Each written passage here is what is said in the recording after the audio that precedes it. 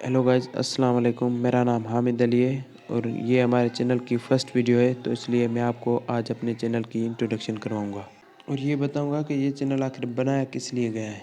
तो जब भी हम यूट्यूब पर कोई नया चैनल देखते हैं तो हमारे जहन में एक सवाल आता है कि what this channel about is. ये चैनल बेसिकली है किस चीज़ के बारे में। So basically this channel is about study. ये चैनल एक स्टडी चैनल है। तो हम यहाँ पे प्रिपरेशन करवाएंगे जो 37,000 सीट्स अनाउंस किए हैं सिंध गवर्नमेंट ने, उसी के बारे में, और जो कि हैं अबाउट पीएसटी एंड जीएसटी। तो दूसरा सवाल ये उठता है कि सिलेबस क्या होगा, व्हाट वुड बी सिलेबस। तो सिलेबस हमारा वही होगा जो एसटीबीबी यानी सिंध टेक्स्ट बुक बोर्ड का है।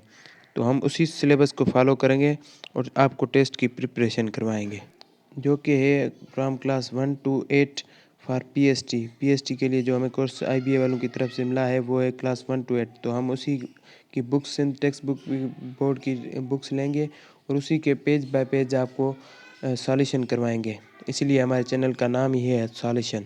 तो तीसरा और सबसे अहम सवाल ये है कि हम पैटर्न कौन सा इस्तेमाल करवाएंगे प्रिपरेशन करवाने के लिए। जनरली हमें यूट्यूब पे ऐसे बहुत सारे चैनल मिल रहे होते हैं जो कि क्लेम करते हैं कि हम आपको किसी भी टेस्ट की प्रिपरेशन करवाएंगे, लेकिन बेसिकली वो क्या कर रहे होते हैं कि वो एक टॉपिक लेते हैं और उसी को फॉलो करते हैं और उसी पे एक वीडियो बना लेते हैं जिनसे उन्हें लगता है कि हमें ज़्यादा से ज़्यादा व्यूज़ आएंगे, लेकिन वो एक ऑर्गेनाइज्ड वे पे नहीं चलते, यानी कि वो एक सीक्वेंस के साथ नहीं चलते। वो बीच बीच में से वीडियो बनाते हैं। हमारे चैनल का एम क्या होगा कि हम एक सीक्वेंस के साथ चलेंगे और चैप्टर वाइज आपको सारी चीज़ें क्लियर करेंगे। पहले मैथमेटिक्स, उसके बाद साइंस और उसके बाद जनरल नॉलेज एटसेट्रा। तो हम एक सीक्वेंस के साथ चलेंगे। मतलब ये नहीं होगा कि एक वीडियो उस पर बना ली, एक वीडियो उस पर और व्यूज़ कमा लिए और बस, ऐसा नहीं होगा। हम एक सीक्वेंस के साथ वीडियो बनाएंगे। तो हम क्या करेंगे, कोई भी एक टॉपिक लेंगे और उसी पे सारी बात करेंगे। जैसे कि एग्जांपल के तौर पे हम ये टॉपिक ले रहे हैं जो कि साइंस में से है, जिसका नाम है एम्फीबियन। तो हम एम्फीबियन के बारे में सारी बातें करेंगे। So basically amphibians kingdom Animalia की एक ऐसी क्लास है, यानी जानदारों की एक ऐसी क्लास है जो कि वाटर और लैंड दोनों पे बड़े आराम से रह सकती है। तो आगे हमें बताया गया है कि they have very thin and moist skin for breathing, they have small lungs which can not be use for respiration. तो यहाँ पे बेसिकली ये ब्रीथिंग के अमल यानी सांस लेने के अमल को बता रहे हैं और ये भी बता रहे हैं कि इसका सांस लेने के जो आर्गान है वो कौन कौन से हैं। तो मोस्टली एम्फीबियन जितने भी हैं वो सारे स्किन से सांस लेते हैं और उनके पास लंग्स होते तो हैं, लेकिन वो सांस लेने के काम नहीं आते।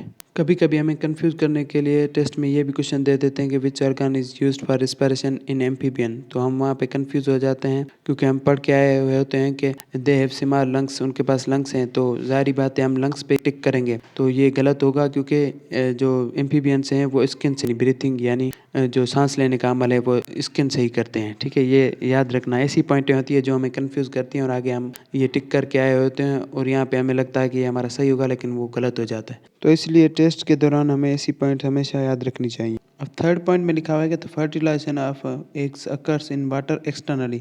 तो इसका मतलब क्या है? तो इसका मतलब बेसिकली ये है कि क्योंकि एम्फीबियंस लैंड और वाटर दोनों में रह सकते हैं, तो हमें कन्फ्यूज़न हो जाती है कि इनकी फर्टिलाइजेशन कहाँ पे होती है। तो इनकी फर्टिलाइजेशन जो होती है यानी ये जो एग ले करते हैं वो वाटर में ही करते हैं और एक्सटर्नली करते हैं। एक्सटर्नली का मकसद ये होता है कि ये अंडे दे के बाहर ही बस छोड़ देते हैं, फिर वहीं से बच्चे होते हैं। अगर मैमल को देखा जाए उसी जगह पे तो ऐसा होता है कि मैमल जो है वो अपने बच्चे माँ अपने पेट में ही रखती है, 9 महीने या कुछ वक्त अपने पेट में रखती है और वहीं पे उसकी फर्टिलाइजेशन होती है। लेकिन इनका ये केस नहीं है, बर्ड्स की तरह एग ले करके छोड़ देते हैं, फिर उसमें से ही बच्चा निकलता है। यानी इनकी fertilisation inside the body of organism नहीं होती, इसलिए उसे एक्सटर्नल फर्टिलाइजेशन कहा जाता है। The eggs have jelly covering for protection. तो जो इनके एग्स होते हैं वो प्रोटेक्टेड होते हैं एक जेली कवरिंग से, जो कि पानी को अंदर नहीं आने देती, क्योंकि एम्फीबियन का जो अंडा है वो वाटर में ही डेवलप कर रहा होता है। The larva tadpole slowly changes Metamorphosis into adult. तो इसका मतलब लार्वा उस बच्चे को कहते हैं जो अभी अंडर डेवलपिंग स्टेज में हो, जो कि अभी डेवलप कर रहा हो। जैसे हमारे यहाँ होता है तो उसे कहते हैं एम्ब्रियो, और जो एम्फीबियन का होता है उसे टेडपोल कहा जाता है। They lives on land near water. तो ये वाटर के किसी किनारे में ही रहते हैं। Examples of amphibian are frog and नोएस। जो मेंढक है वो भी इसके एम्फीबियन का एग्जाम्पल है जो कि वाटर और लैंड दोनों में बड़े आराम से रह सकता है। और नोएस जो कि एक छिपकली जैसा एक जानदार है जो कि एम्फीबियन है। वैसे छिपकली जो है वो एक रेप्टाइल है मगर ये एम्फीबियन है। और लास्ट में हम क्या करेंगे, जो भी हमने पढ़ा है उसको एक समराइज फॉर्म में लिख के उसे डिस्कस करेंगे। तो हमारे पास यहाँ पे एम्फीबियन की 5 पॉइंट्स निकल कर सामने आई हैं। तो फर्स्ट पॉइंट में हमें एम्फीबियन की डेफिनेशन बताई गई है कि एम्फीबियन उसे कहते हैं जो कि वाटर और लैंड दोनों में बड़े आसानी से रह सके। सेकंड पॉइंट में हमें एम्फीबियन का ब्रीथिंग मैकेनिज्म बताया गया है कि वो सांस कैसे लेते हैं। तो वो सांस स्किन से लेते हैं। उनके पास लंग्स होते तो हैं लेकिन वो नॉन फंक्शनल होते हैं, उससे सांस नहीं ले सकते। थर्ड पॉइंट में हमें एम्फीबियन की फर्टिलाइजेशन के बारे में बताया गया है कि fertilisation occurs in water externally. तो उनकी फर्टिलाइजेशन वाटर में ही होती है और वो एक्सटर्नली होती है, यानी ये एग ले करते हैं। फोर्थ पॉइंट में हमें ये बताया गया है कि इसके जो लार्वा होता है उसे टेडपोल कहा जाता है और वो पानी के किसी किनारे में रहता है। तो लास्ट में हमें उसी टॉपिक की कोई ना कोई एक एग्जांपल दी हुई थी। तो यहाँ पे एम्फीबियन की एग्जांपल है यहाँ पे फ्रॉग और नोएस्ट। तो ये था हमारा इंट्रोडक्शन। हम आपको हर एक सब्जेक्ट के हर एक टॉपिक को इसी तरह क्लियर करवाएंगे और हर एक सब्जेक्ट की एक अलग प्लेलिस्ट बनाएंगे ताकि आप तमाम चीज़ें आसानी से समझ सकें। तो अभी के लिए बस इतना ही। इंशाल्लाह मिलते हैं अगली वीडियो में। खुदा हाफिज़।